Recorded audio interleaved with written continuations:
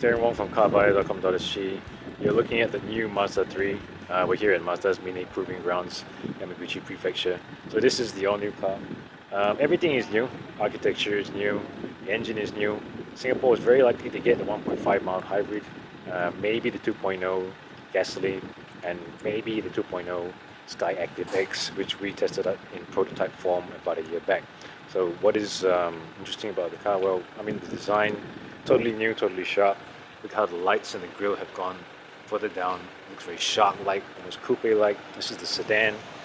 Over there is the hatchback in Sol Red Crystal. I just want to walk you through the differences. Actually, measurements-wise, they are pretty much the same. Wheelbase 2.7, just about 4 point something meters in length.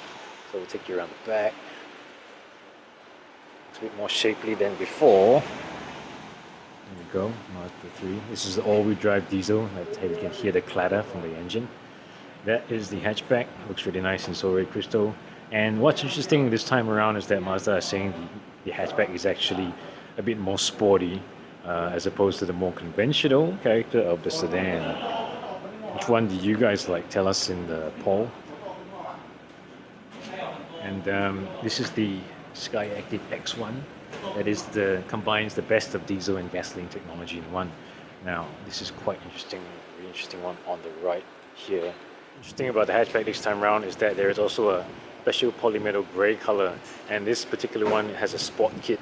You can see that front diffuser, you can see the rear spoiler on the back compared to this one right here. They're different.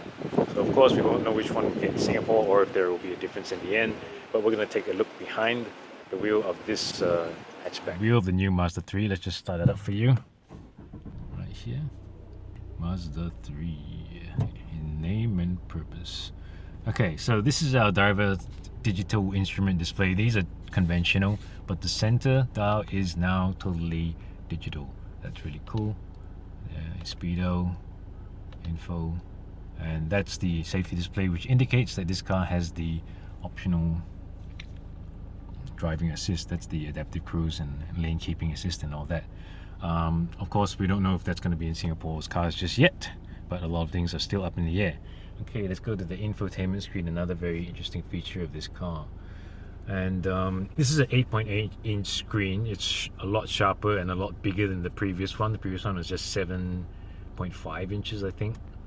And what Mazda has done here is that they have claimed to have a very smooth and lag-free system. And how they did that is that they have two processors. One processor is for the Mazda Connect system, infotainment system itself. Another one is for navigation and just for the quick startup. So you get lag-free experience all the time. That's really important if you ever used older infotainment systems that take forever to work. And now check out down here. What they've gone is they've gone away from a touch screen, which we really like, and you can only use the controller to control the infotainment, and that's really good. And they say it's because it reduces driver distraction, and we agree. You only have one point of control. You don't have to look and poke and all that kind of thing. So that's really, really cool. We like that a lot. Another thing that Mazda has done is they have actually claimed to optimize all the haptics. I'm not sure you can hear this, but there's a certain Christmas, they say, to all the buttons in the car. And that is actually a feature you would not really find in a mainstream car, but a luxury one. And let's also talk about luxury, because Mazda has said that they want to go towards a more luxury direction that'll keep them above other mainstream car makers. And how else have they done that? They've removed clutter from the interior. Now, how did they achieve a elegant and nice looking interior? They actually, what they said is that they removed visual noise. So if you look at this dashboard, this is all one piece.